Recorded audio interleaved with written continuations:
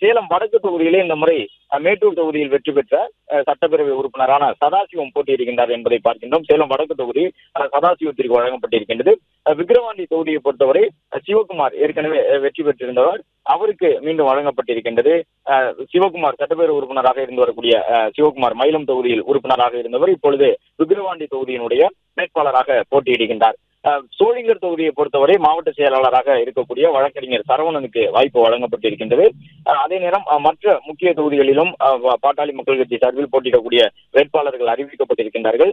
காட்டுமன்னார்கோவில் தொகுதியை பொறுத்தவரை மருத்துவர் அன்பு சோழன் போட்டியிடுகின்றார். பாமகவிலே மாநில மருத்துவமனை செயலாளராக இருக்கக்கூடியவர், அந்த தொகுதியை சார்ந்தவரும் கூட பாட்டாளி மக்கள் கட்சியில் நன்கு களப்பணிக்கு பெயர் போனவராக அறியப்படக்கூடிய மருத்துவர் அன்பு சோழனுக்கு அந்த வாய்ப்பை காட்டுமன்னார்கோவிலில் பாட்டாளி மக்கள் கட்சி வழங்கி இருக்கின்றது. எனவே திருமாவளவனுக்கு எதிராக ஒரு வலிமையான வேட்பாளரை நிறுத்த வேண்டும். காட்டுமன்னார்கோவில் தனி தொகுதியாக இருக்கக்கூடிய சூழ்நிலையில் பாமக தங்கள் வசம் இருக்கக்கூடிய நல்ல களப்பணியாளரை தேர்வு செய்து காட்டுமன்னார்கோவிலுக்கான வேட்பாளராக நிறுத்துவார்கள் என்று எதிர்பார்க்கப்பட்ட நிலையில் தொகுதியைச் சேர்ந்த அன்பு சோழன் என்பவருக்கு வாய்ப்பை வழங்கி இருப்பதன் மூலம் திருமாவளவனுக்கு கணிசமான போட்டியை காட்டுமன்னார்கோவில் தொகுதியிலே பாட்டாளி மக்கள் கட்சி ஏற்படுத்தி இருக்கின்றது என்பதை பார்க்கின்றோம்.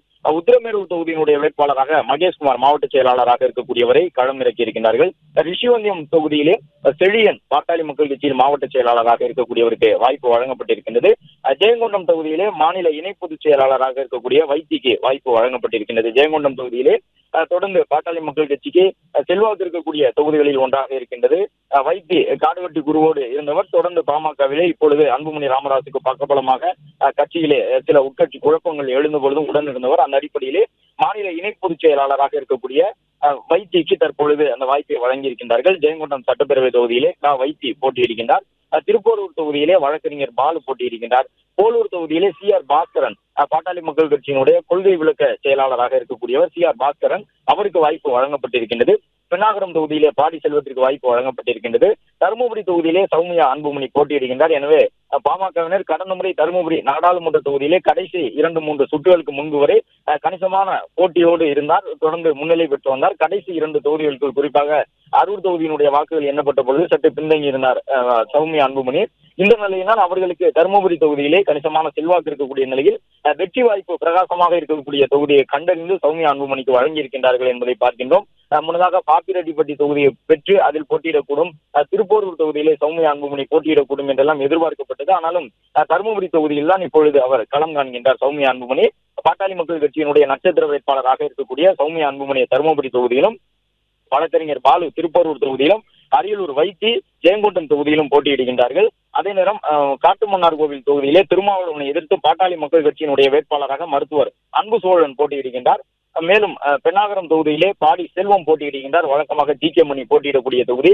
சேலம் மேற்கு தொகுதியிலே முன்னாள் சட்டப்பேரவை உறுப்பினரான கார்த்திக் வாய்ப்பு வழங்கப்பட்டிருக்கின்றது.